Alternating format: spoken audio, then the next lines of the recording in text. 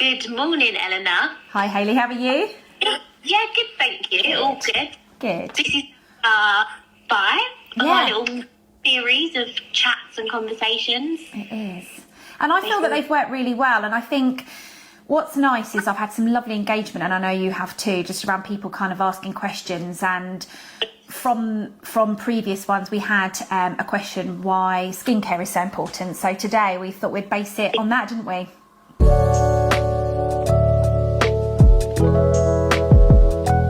We had quite a few based on, skincare from practitioners and patients as well. So, yes, skin is in at the moment. I think we've seen in our clinics, haven't we? Definitely. The rate of dermal fillers have slightly reduced. Well, definitely in my clinic they have.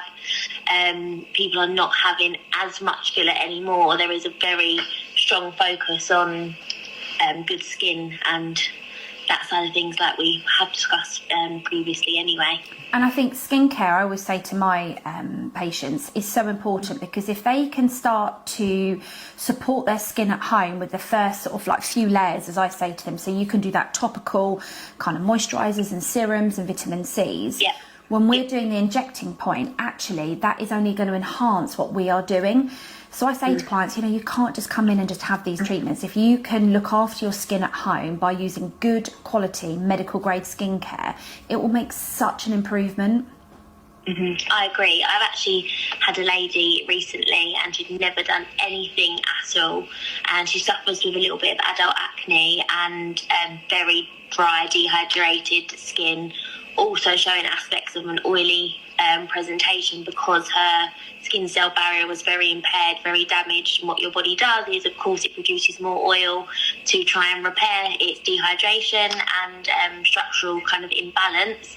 And then because of the increase of oil, you therefore can get some acne breakouts because of this.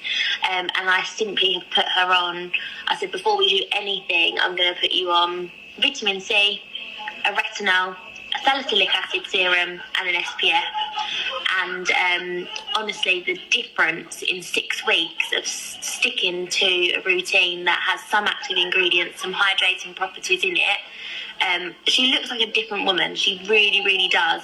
And now I'm like, okay, so now let's look at some, injectable treatments such as your toxins, your skin boosters, things like that. But it honestly makes such a difference to focus on them. Yeah, like you say, the topical aspect of the skin. And sometimes it's just adding a few products to what people have already got. I mean, like you, I do a consultation with skincare now all the time when they're coming in for treatment, doing recommendations. And I say to people, it's not about having 20 different products. Sometimes just having a few key active ingredients, like your vitamin C's, but also really good SPF, which everyone should be using every day. And I know that you and I have had so many conversations about this, even when it's cloudy or sunny, in the winter, the summer, use one every day. That should be your last thing that you put on after your moisturizer, and that protects, because if you can hydrate from the top, you can strengthen that skin, you can put a key active like maybe a vitamin C on, then put that SPF to protect, you are going to see a difference.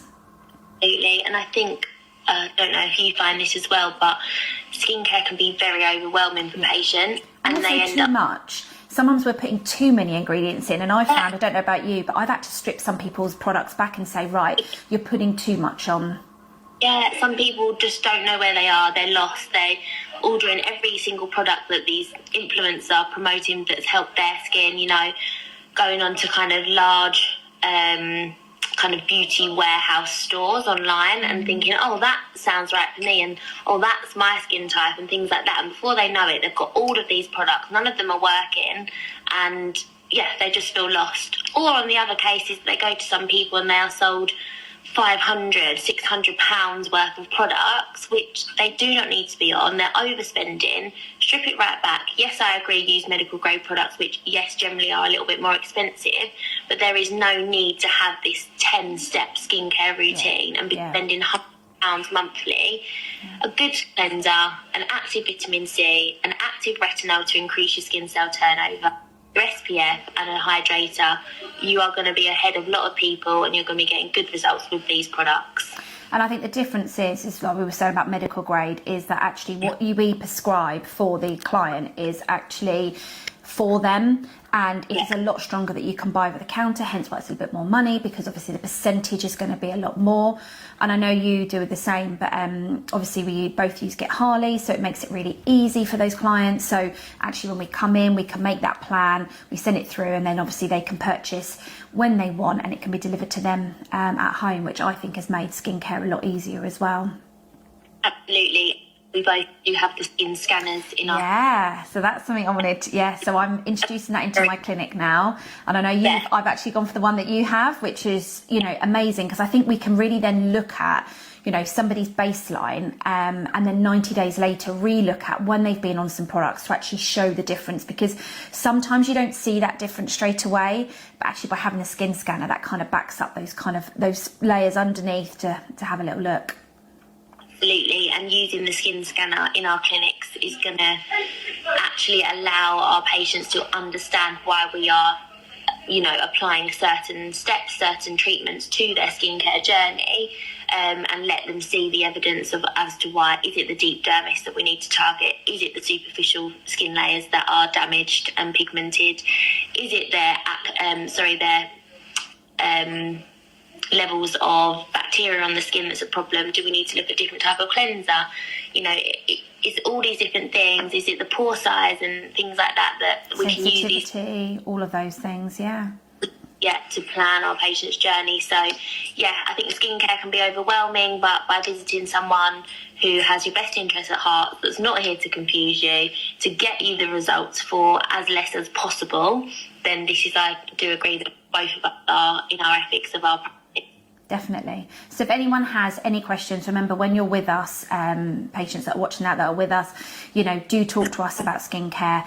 Obviously we both have skin scanners now, so we'll be offering those in clinic. And if anyone has any questions, they can always direct message us both, and we're more than happy to kind of do consultations with people that maybe aren't our clients or patients. And we'd be more than happy to help if we can. Lovely. All right. Perfect. Take care. Speak to you soon. Bye.